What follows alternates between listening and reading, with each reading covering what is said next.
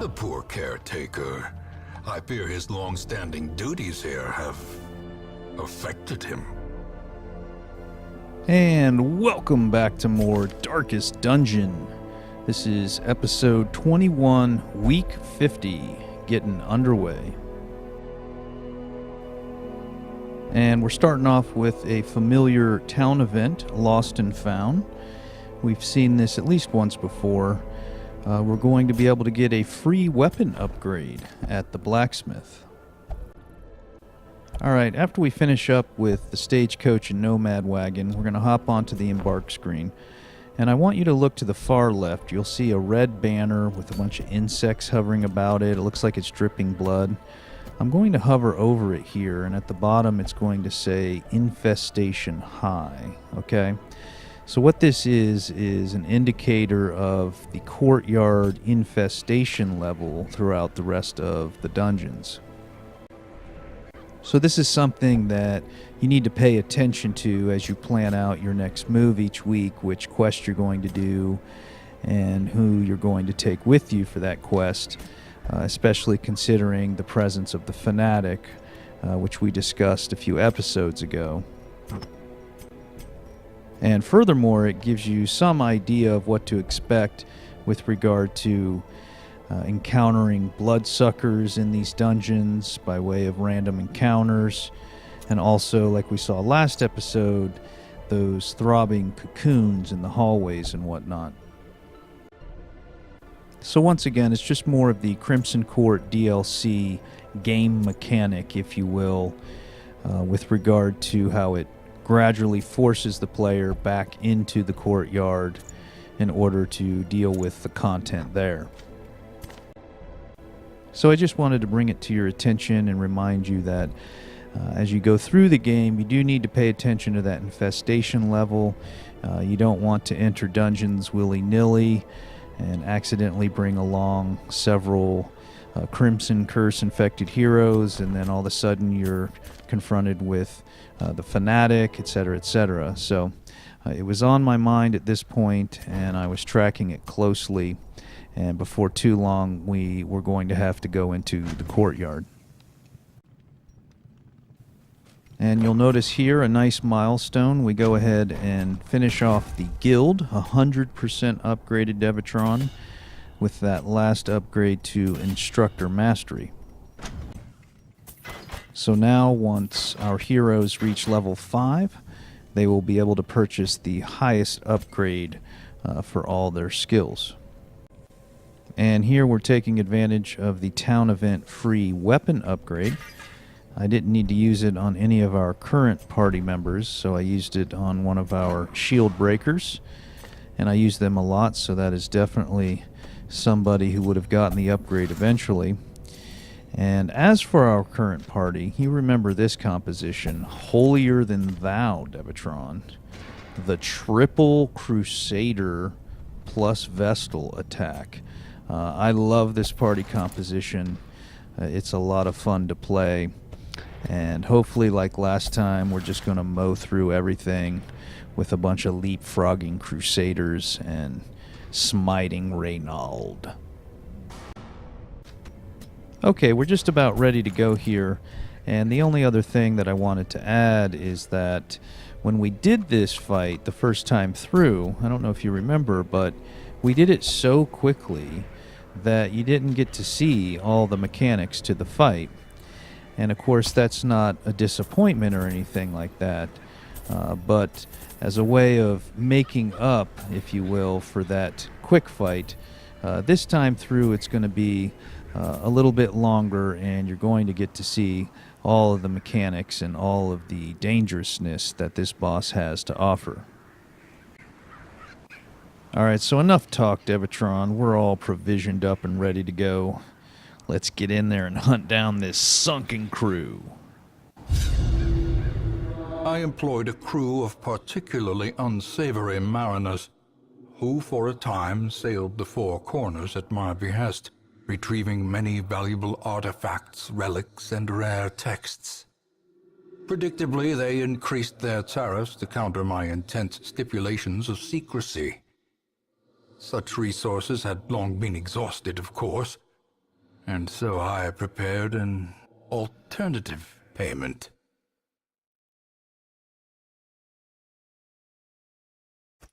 The poor devils, chained and drowning for eternity. Okay, here we go, Devatron, after the Sunken Crew.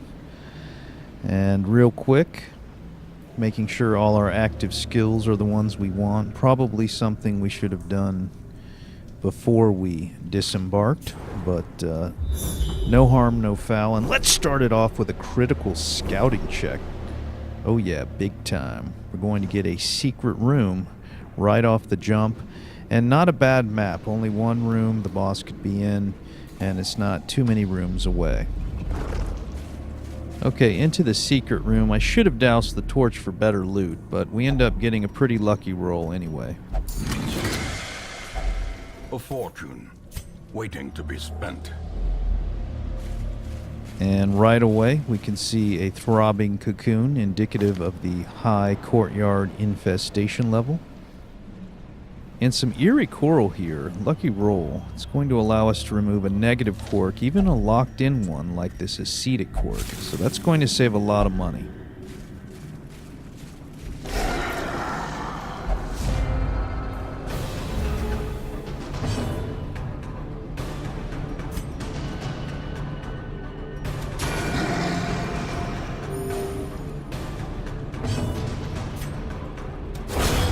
Annihilated.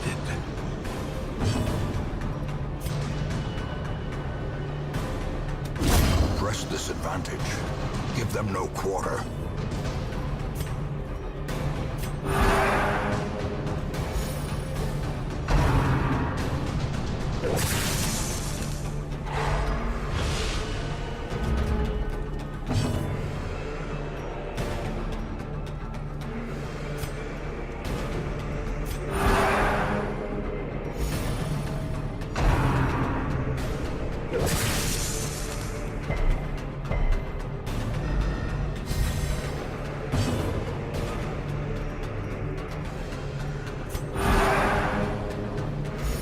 The way is lit. The path is clear. We require only the strength to follow it. Alright, some nice stuff there, and we're off to a good start, Devatron. However, before we get too far into this dungeon, I want to go ahead and narrate the journal series from the Cove, which is titled Blood-Soaked Pages Torn from a Journal. Enjoy. Another mariner, another misfortune. These dark caves drip with an overabundance of humidity beyond my threshold of comfort. I nearly broke my ankle on the rocks, made slick with some ubiquitous slime. The pools stir and slosh with no visible cause, and the shadows beyond torchlight seem to grow and shrink of their own accord. Destroyed. My fears are confirmed. With our torch doused by an errant spray of seawater, we were ambushed. Strange fish-like hominids ambushed us in the sudden darkness. The pitch of the torch caught quickly, and I glimpsed scaly appendages swinging crude weapons, glistening and barbed. They didn't last long with our torch rekindled.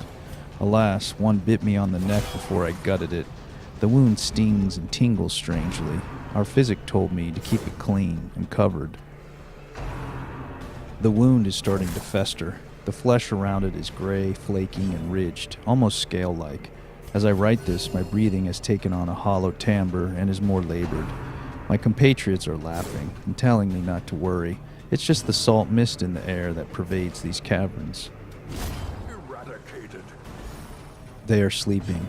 I am kept from slumber by a distinct stream of whispers, as if carried by the currents and waves of the sea. I have not told them that most of my flesh is sloughed off, revealing a strange, silvery membrane. I keep myself covered. They questioned me when I ate the meat raw at Campfall and found my response difficult to understand. I suppose it would be best to explain my condition when they awaken.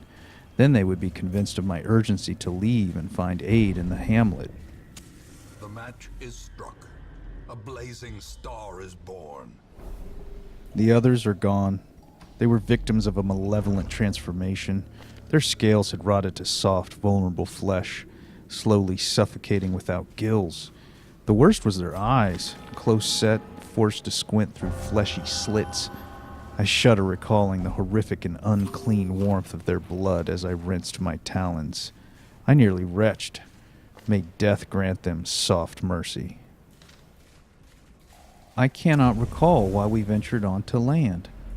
Why did we leave when Mother Ocean provided all we needed beneath her tender waves? I will now return home, back to her embrace. Okay, so a rather disturbing account of what appears to be how one of the Hamlet heroes was transformed into one of these fish folk. Finding the stuff is only the first test. Now it must be carried home.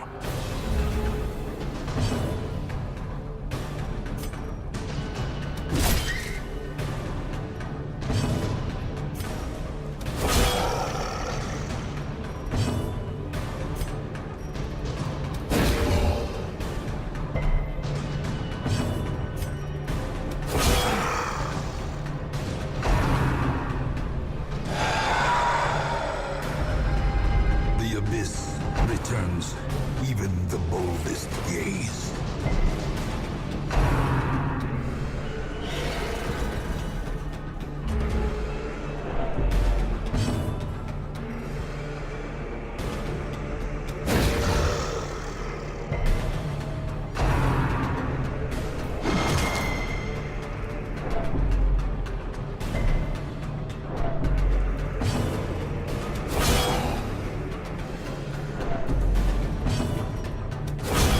Prodigious size alone does not dissuade the sharpened blade.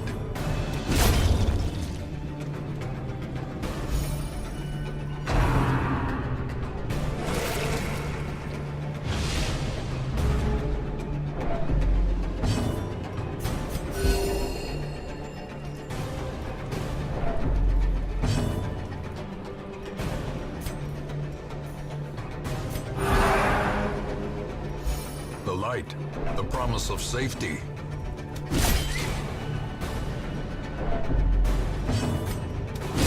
Their formation is broken. Maintain the offensive. So imagine if all these pelagic fish enemies down here were once heroes from the Hamlet.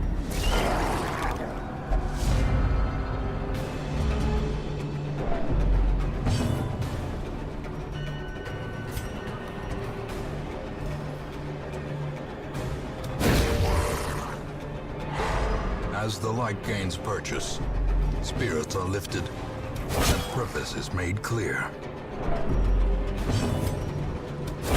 Obliterated.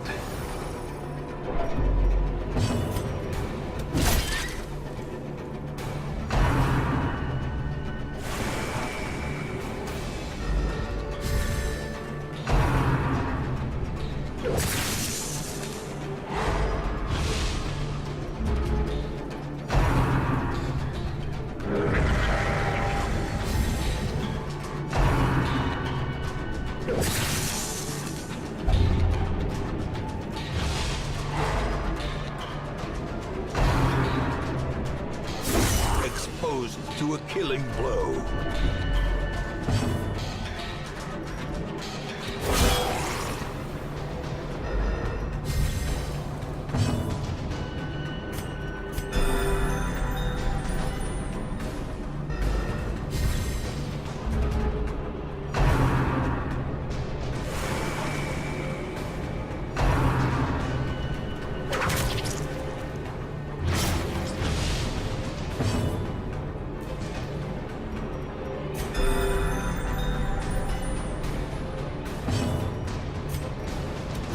Confidence surges as the enemy crumbles.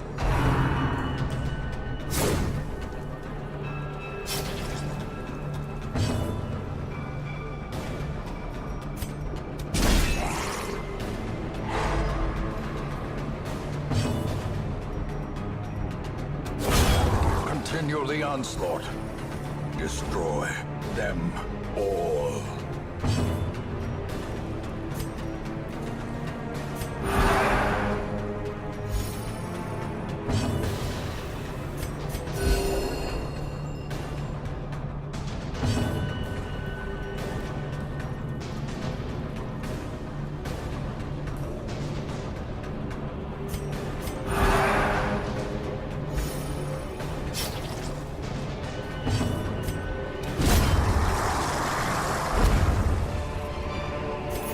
foolish horrors, brought low and driven into the mud. Now, as for the journal series, I thought about narrating it in the last episode while we were hunting the siren, because toward the end the author mentions returning to her, which could reference the siren.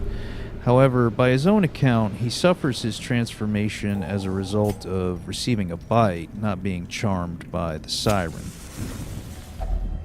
Huddled together, furtive and vulnerable, rats in a maze. And the other thing in the journal is that he refers to Mother Ocean. So I think it makes more sense that the her refers to the female motherness of the ocean, which is probably just some abstract entity that has taken possession of his psyche as he's undergone this transformation into one of these pelagic fish folk.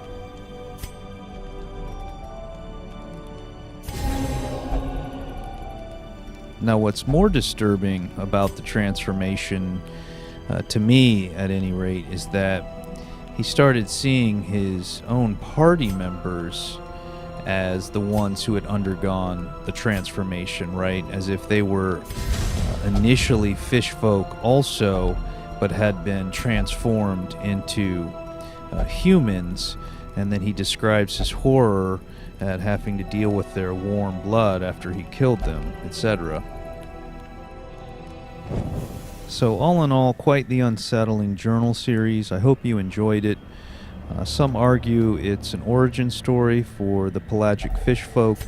However, at least as far as the game mechanics are concerned, nobody ever suffers any kind of bites or transformation from coming down here. Glittering gold, trinkets and baubles, paid for in blood.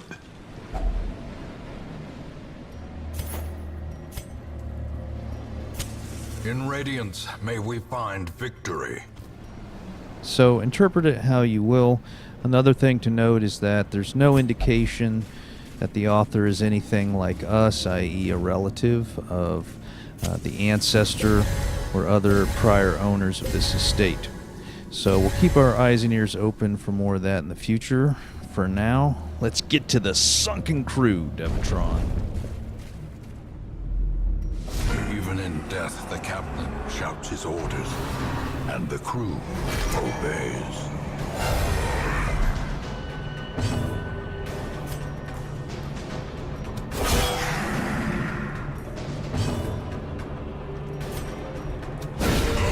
The ground quakes.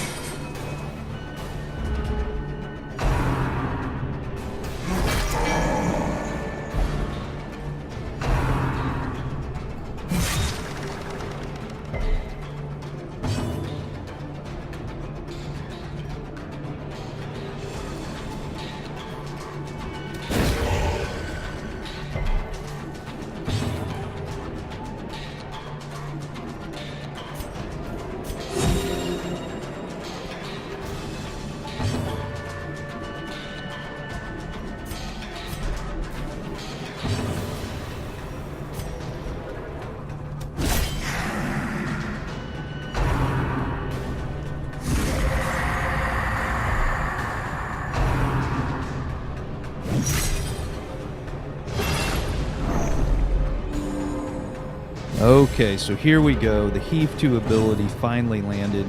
As you can see, it immobilizes the hero in the first rank, and it's kind of as if it's drowning them. They don't take health damage, but they take continual stress damage. And also, every time anyone takes a turn, any hero or any one of the boss enemies takes a turn, then the boss is healed for 5 hit points.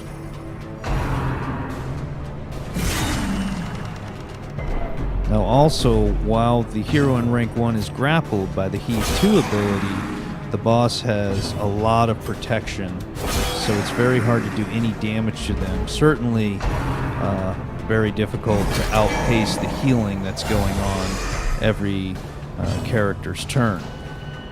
So you really want to break that grapple as fast as possible to stop all of that. The wounds of war can be healed, but never hidden.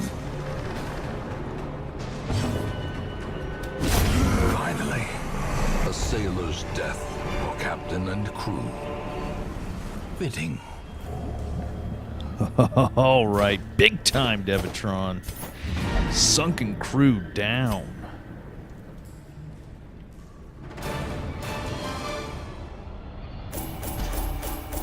All right, and this turned out to be quite the haul.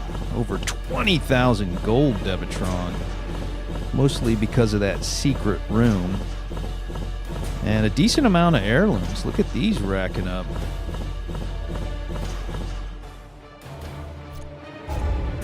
Alright, so on to XP and quirks. 8 XP for everybody.